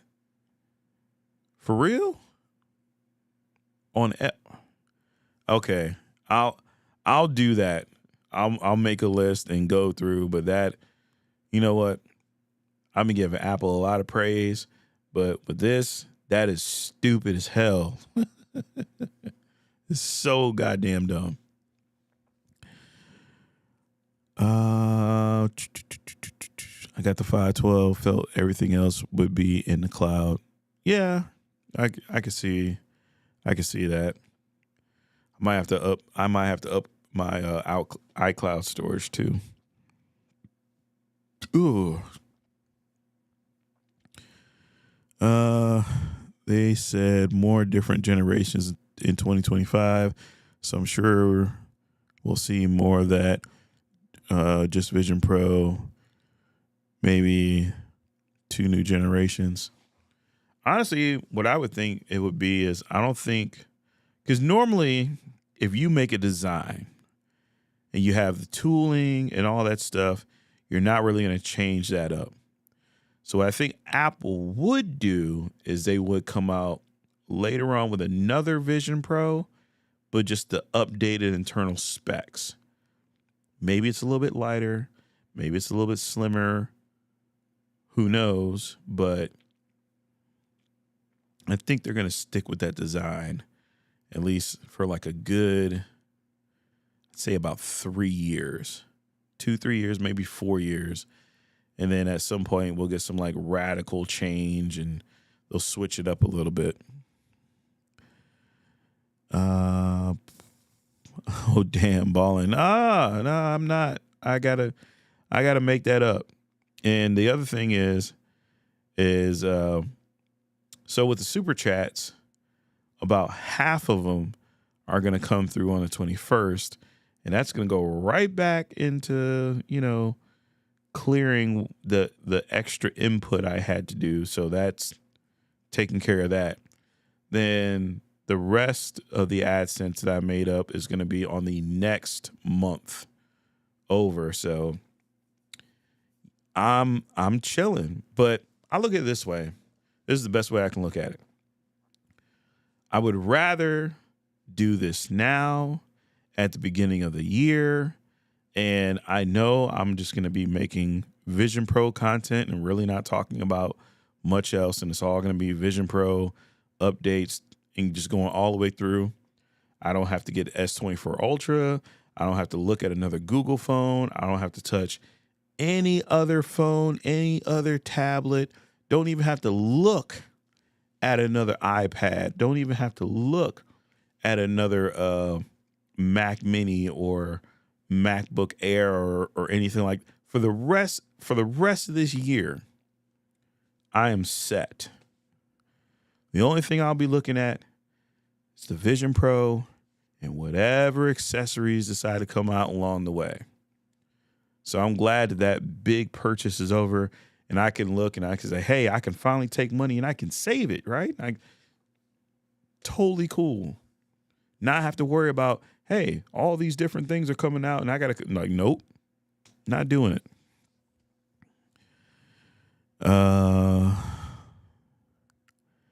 Let's see. One question I have is Netflix says they're not supporting it. However, iPad apps can be installed, so we can't just use the iPad version. That's one thing I'm going to have to look at and see, because from all I know, you can install that version, but so what I'm assuming is there won't be a native app that you can install. But we'll cross that bridge when we get to it. There's too many if, ands, what ifs, or whatnot. And even if that's the case, I'm just gonna watch it through the damn browser. I don't care. It don't make me no never mind whether it's 1080p or whether it's 4K or 720p. Honestly, I'm not gonna make a big stink about it, because when I watch Netflix on my TV through my fiber internet connection and I have the full Netflix subscription, it will still switch from 4K down to 1080p down to 720 at random. It won't just stay at 4K. It'll switch on its own. And honestly, I can make it through a 1080p movie just fine and not care. So I'm not even worried about it, because Netflix already does that shit. Not worried about it at all. Let's see. I wonder why they are blocking if we are paid to use the service. I don't know. I'm pretty sure people are going to find some workarounds. Somehow, some way, there's going to be some workarounds found. I'm glad you kept your iPad. I feel like that'll be key for screen recording the Apple Vision Pro. Listening to a few podcasts, and they've kept mentioning Apple staff using iPads to monitor the demo users' Apple Vision Pro view. That'd be dope. And honestly, I kept that stuff because I'm like, look, I don't want to buy it again. And I can already talk about it because I already have the Apple ecosystem, right? And there's going to be a lot of people out there. They're going to have what I call like mixed ecosystems when it comes to Apple. And when I say mixed ecosystem, what I mean is they're not going to have all of the newest stuff, right? So a lot of times, here in like YouTube land and all this other crazy shit, you'll see people have the latest iPhone, the latest iPad, the latest Vision Pro, the latest MacBook. And it's like, no, life doesn't work that way. Like, I don't even have all the latest stuff. I'll have the Vision Pro. I got an M1 MacBook 16-inch. It's not even the M3. It's still M1. I still got an M1 iPad, and it's a mix of different things. So it's going to be more interesting to see how these different things work all together. Are you going to need, an M2 iPad, or could you get by with an M1? Could you go to a pawn shop and get an M1 iPad like I did and have everything be cool or whatnot? So, yeah, all of that's going to come into the testing. All of that's going to come through figuring all this out and seeing how all that stuff plays well or doesn't. See, they always do. I can always think of a few. The Mac mirroring feature, remote desktop, or even just Safari. I'm sure it'll work just fine. Yeah, like there will be ways. Khalil says, I like how the Vision Pro has an almost 2-year-old chip inside of it, and it still has the most horsepower of any headset. And so here's a crazy thing about it. We've gotten so far with computer chips and power that a lot of times, because here's where that thought process comes from. Back in the day, if you had a 2-year-old chip, you were so far behind in performance and capabilities that it was noticeable. Back when phones were first coming up. So like you're looking at your iPhone 4, iPhone 5, your S4, your S5, you know, your first jumping from the 1 plus 1 to the 2. When you look at stuff back then, 2 years was a massive difference in performance, in noticeable performance. Today, the noticeable performance between an M3 and M2 is non-existent unless you test it, unless you get a benchmark or you have some sort of software. You cannot tell with your own eyes based off of the performance. Like some of the differences is measured in like the difference of 20 to 30 seconds over the period of like an hour or something like that. It's ridiculous because even the jump between M1 and M2 isn't that far. Even if this thing probably had an M1 in there and maybe just a little bit more unified memory, it'd be able to skirt past some stuff, to be really honest. That's how far we've come with performance. Hell, I know like the Snapdragon 8 Gen 3 just came out and we have all the AI stuff in there, but it's not that much better, that much more dominant than the 8th Gen 2, you know? So, yeah, I know a lot of people are like, man, it should come with the... A lot of people said it should come with the newest chip simply because of the price and simply because it'd be a good look. So that's where a lot of it comes from. But M2 plus R1 and the heavy lifting and all that stuff, I'm interested to see how the cooling is going to be, because I already know someone's going to try and tax the hell out of that Vision Pro. Somebody's going to find a way to get Final Cut on there. They're going to find a way to stick 8K 60 video on 4 different lines with a bunch of transitions, and they're going to be like, look, my Apple Vision Pro overheated. I already know.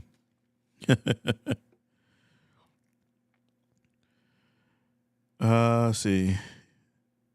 You know how you can load Windows on a Mac? I wonder if someone will put Windows or Android on a Vision Pro.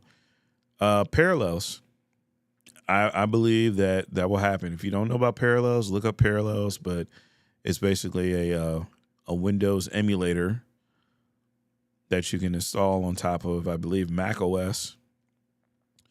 And you essentially would be using Windows. So if Vision OS is that really cross-compatible with Mac OS to a certain degree, I can see that happening.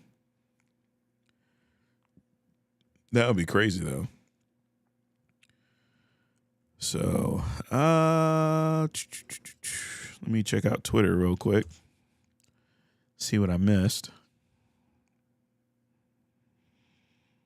Yeah, I see where. Yeah, thanks, Thanks, Mike. Or I'm sorry, Michael Pepper. Thank you for throwing that out there. Okay, just catching up on some stuff. But yeah, that's where we're at for the most part. And I'm kind of glad this is a live stream more than just a video, because I got a chance to freestyle a little bit more and get some stuff out there. I know YouTube really isn't going to push this video much at all, but at least everybody else is coming through and watching it can at least understand where I'm coming from a certain point of view, to say the least. What did I do with? Okay, there it is. Final Cut iPad app, DaVinci iPad app. I already suspect to see you using both apps to edit those future videos using Apple Vision Pro. I'll be honest, if it's the Final Cut iPad app on Vision Pro, I probably won't.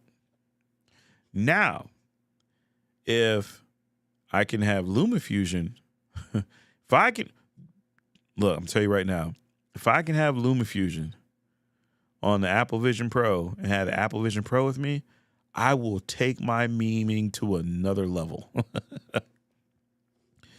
But at the same time, you know, I would just use it. It would just be so much easier, and it would save a lot of time.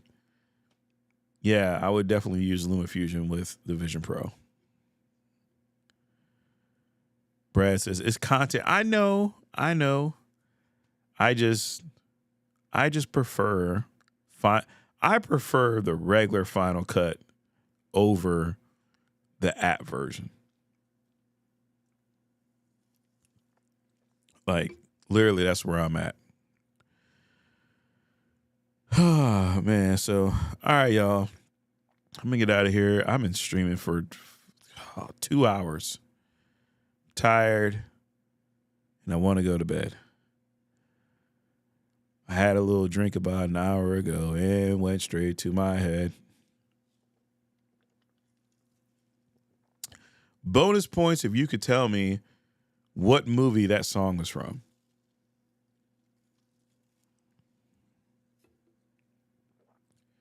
Let's see. Can anybody figure out what movie that's from? It's actually one of my favorite movies. And another hint, the movie was made before I was born.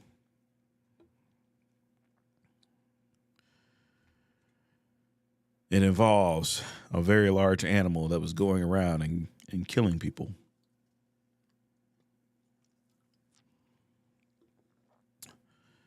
Any guesses?